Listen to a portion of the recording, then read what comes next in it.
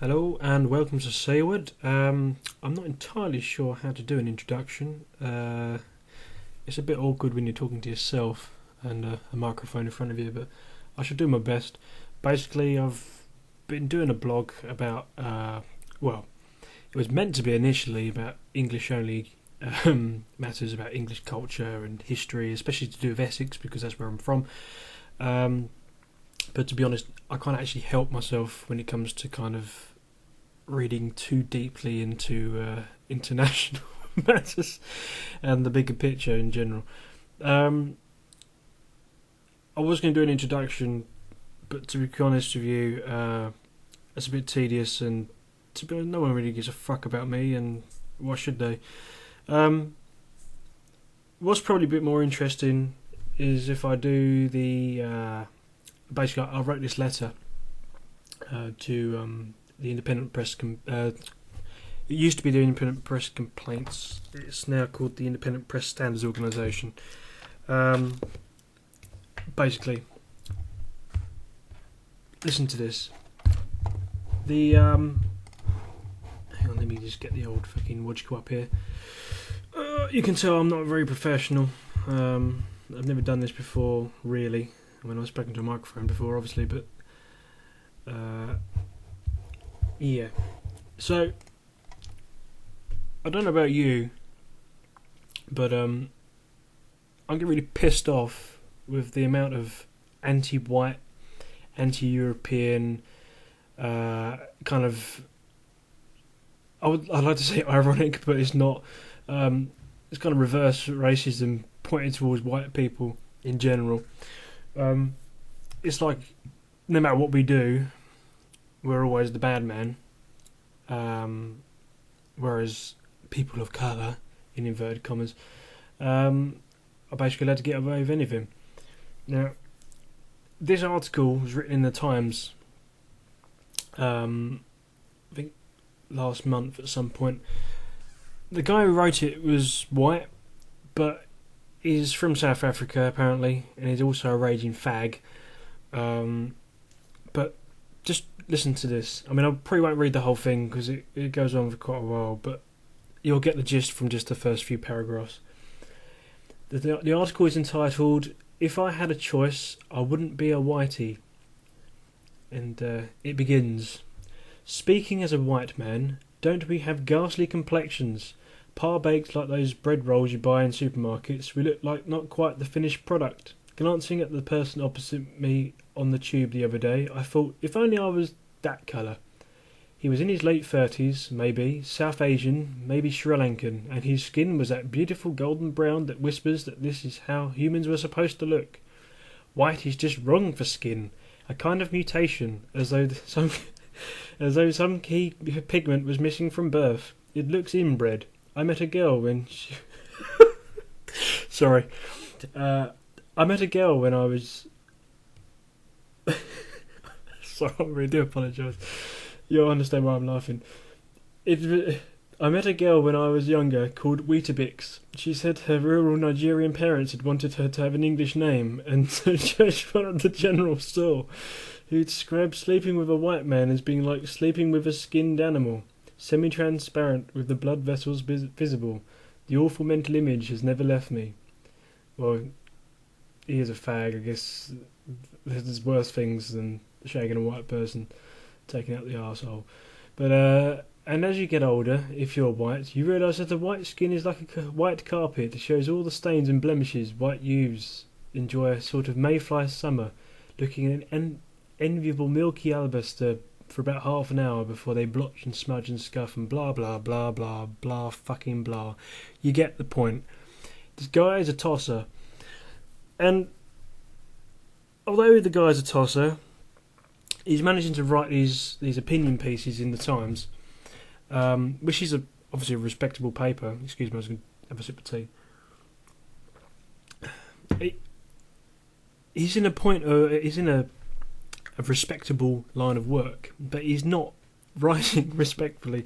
This is not how someone writes. I mean, you wouldn't write about anyone like that. I mean, the point being, if this was a black person writing about black people, it would not be allowed. It would be fucking... The editor wouldn't even fucking entertain the idea of putting it in there.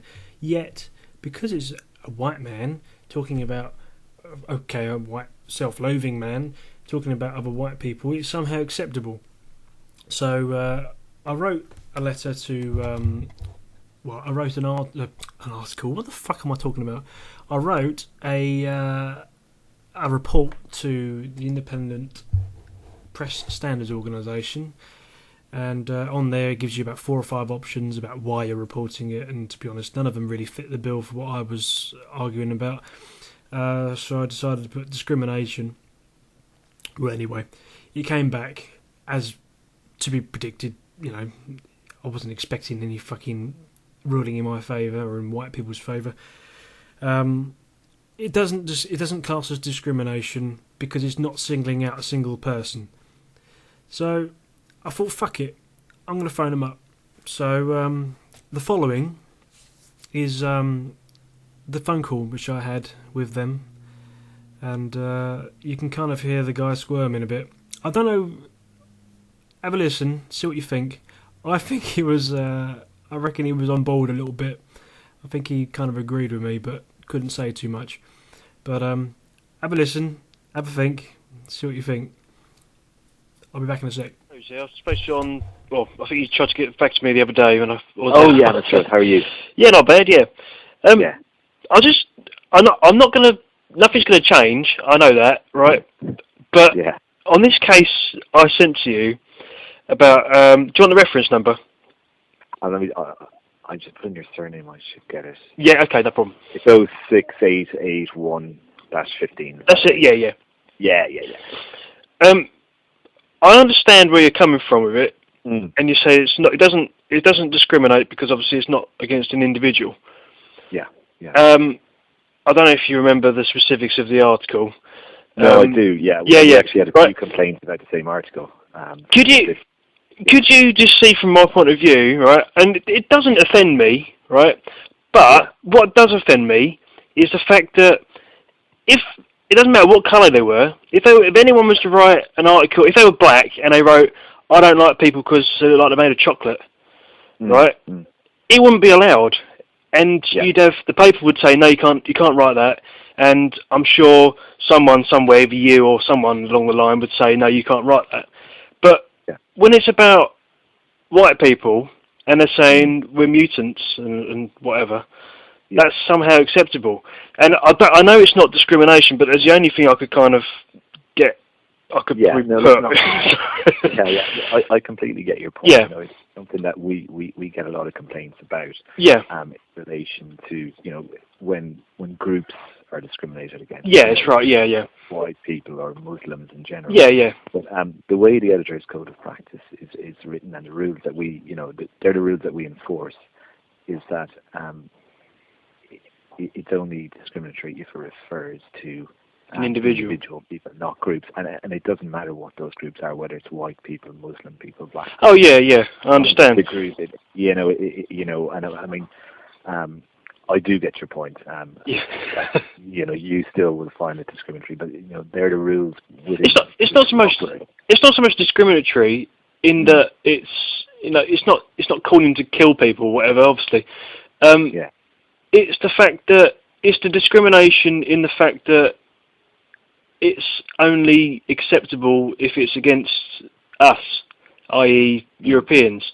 So if you, as I say, I'm sure there's black people who write things about other black people that are kind of, negative or whatever, but I can't imagine a paper like the Times publishing something along those lines, if you know what I mean. As I say, it doesn't offend me, and I'm sure it doesn't really offend anyone else, because at the end of the day, it's someone's opinion, but I just couldn't ever see it being written about anyone else. But it's just what I kind of thought was a discrimination. No, listen, I do understand. Yeah. As I said, we received a number of complaints on this particular. Oh, did you? There was a lot of people who weren't happy with it. From our point of view, it said it didn't raise a breach of our code, so that's kind of where it stopped with us. But your complaints, the newspapers do see them. Yeah. it's a matter for them that, that's something that they may take into account in the future. Okay, fair enough. But in terms of a breach of our code, unfortunately, it doesn't breach it. Okay, well, I'd say I wasn't expecting anything to come of it. Yeah. I'm just curious as to the inner workings of their minds, really, as to how they deem one thing acceptable and another thing not. Maybe not legally, but sort of morally, if you like. Well, they do have a lot of discretion in what they can write. Yeah. But yeah, I mean, that is a matter for them. Yeah, sure. What they think is right or wrong. Okay, mate. All right. Sorry for hassling you and pulling you away from your work, but not a problem at all. Nice to meet you. Thanks, mate. Take care. Thanks. Bye. So there you go. Probably didn't achieve fuck all. Now, in fact, I know he didn't achieve anything. The thing is, it sounds like we're being, by doing this sort of thing, we're as pathetic as the like kind of social justice warriors or whatever. All these people phone out going, you can't say that because it's racist. The thing is, white people get blamed for everything. We're the sole reason for why everything in the world's shit, apparently. And our people in Europe, they never stick up for themselves. And so this sort of thing, although this article in particular in question was written by a white man, you never get anyone ever questioning it. You never get anyone on telly or anything saying, "Oh, you can't say that because of such." If hundreds of people were to start writing into the Times, going, "Mate, you can't fucking write that. That's out of order," it would stop. But because everyone is so bloody placated and everyone just accepts the abuse that Europeans get, nothing's going to change. So this is the thing. In future, even if it sounds petty or pathetic, we got to do something. You just got to write in, and if anything, just waste the fuckers' time. Because if anything, we need to start fighting back against this shit.